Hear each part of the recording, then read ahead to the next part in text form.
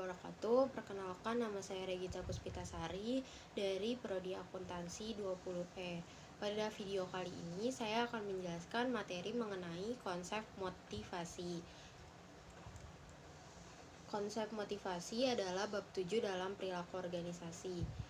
Yang pertama, saya akan mendefinisikan apa itu motivasi. Motivasi adalah proses yang menjelaskan mengenai kekuatan, arah, dan ketekunan seseorang dalam upaya untuk mencapai tujuan.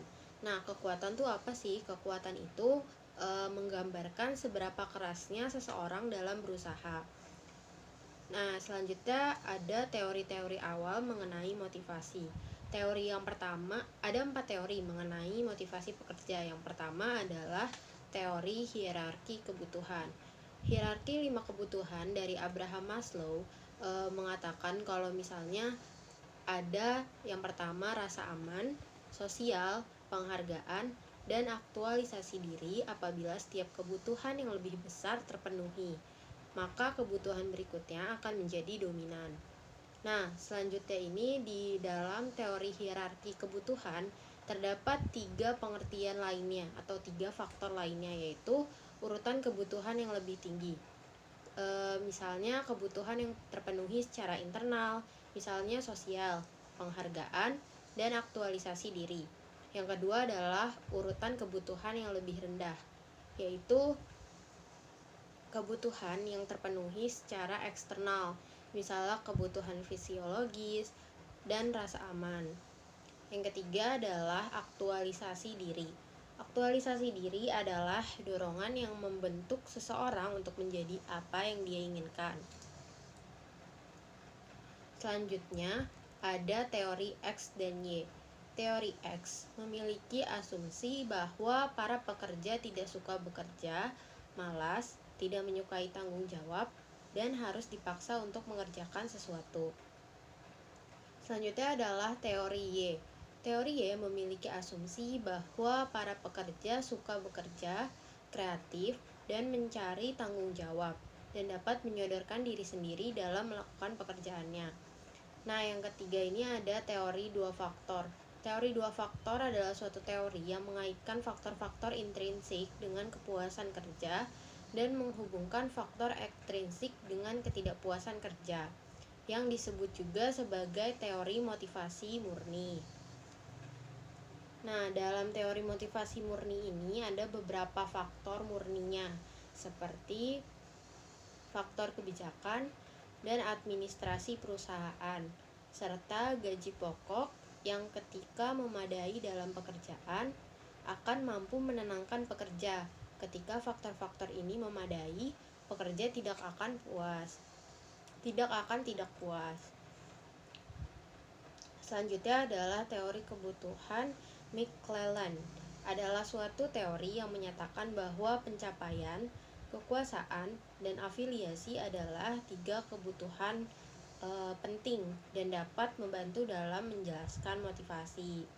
Nah, dalam teori kebutuhan McClelland ini ada 3 aspek. Yang pertama adalah kebutuhan akan pencapaian. Kebutuhan akan pencapaian adalah dorongan untuk berprestasi, untuk pencapaian yang berhubungan dengan serangkaian standar dan berusaha untuk berhasil. Yang kedua adalah kebutuhan akan kekuasaan. Kebutuhan akan kekuasaan adalah kebutuhan untuk membuat orang lain berperilaku dalam cara yang tidak akan dilakukan tanpa dirinya. Yang ketiga adalah kebutuhan akan afiliasi, keinginan untuk hubungan yang penuh persahabatan dan interpersonal yang dekat. Selanjutnya adalah teori-teori kontemporer mengenai motivasi. Teori kontemporer ini terbagi menjadi beberapa macam. Yang pertama adalah teori penentuan nasib. Teori penentuan nasib ini teori yang memusatkan perhatian pada pengaruh yang menguntungkan diri dari motivasi secara intrinsik dan pengaruh yang merugikan bagi motivasi secara ekstrinsik. Selanjutnya adalah teori evaluasi kognitif.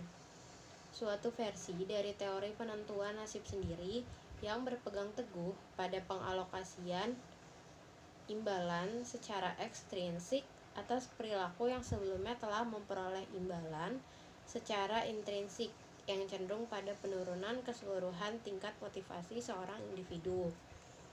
Selanjutnya adalah keterlibatan pekerja.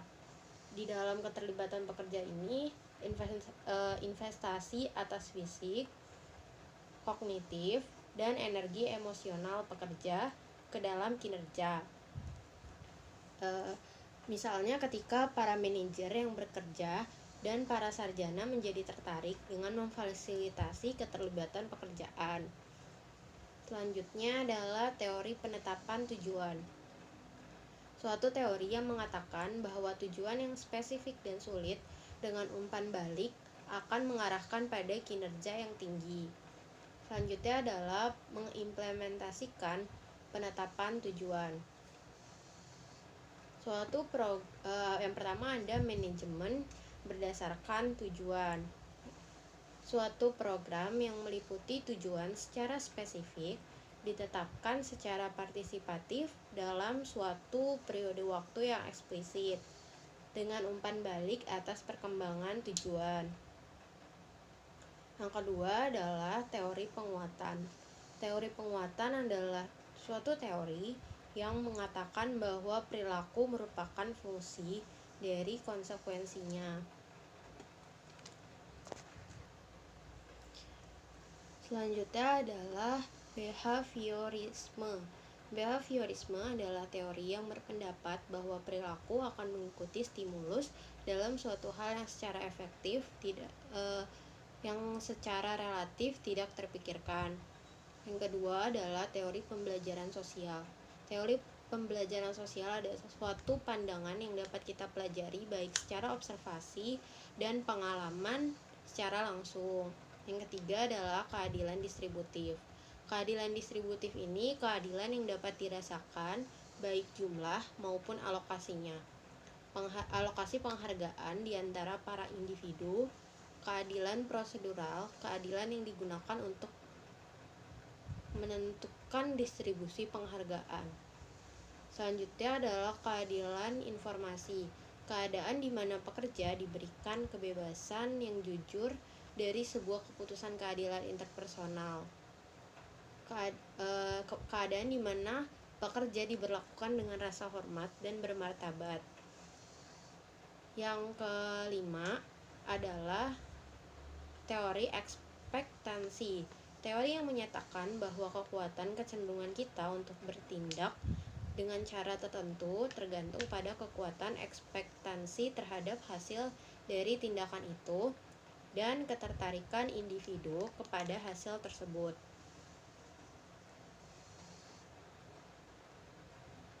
Selanjutnya kita akan membahas mengenai 3 hubungan dalam teori ekspansi.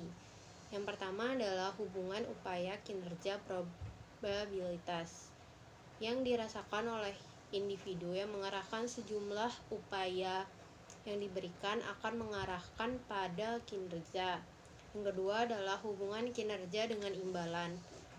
Adalah keadaan di mana individu meyakini untuk melaksanakan pada suatu tingkat tertentu akan mengarahkan pada pencapaian hasil yang diinginkan. Yang ketiga adalah hubungan imbalan tujuan pribadi. Hubungan imbalan dengan tujuan pribadi. Keadaan yang mana imbalan organisasi akan memuaskan tujuan pribadi individu atau kebutuhan dan ketertarikan atas imbalan yang potensial tersebut bagi individu. Selanjutnya adalah integrasi teori-teori motivasi kontemporer. Yang dapat diamati dari teori ini adalah teori ini mengungkapkan model mempertimbangkan pencapaian motivasi desain pekerja, penguatan dan teori keadilan atau organisasi atau imbalan organisasi sehingga terjadi lompatan ke tujuan pribadi dengan NH yang tinggi. Harus diingat bahwa prestasi yang tinggi akan didorong secara internal sepanjang pekerjaan mereka memberikan tanggung jawab pribadi dan umpan balik dengan resiko yang sedang. Sekian presentasi yang dapat saya sampaikan, kurang lebihnya mohon maaf. Wassalamualaikum warahmatullahi wabarakatuh.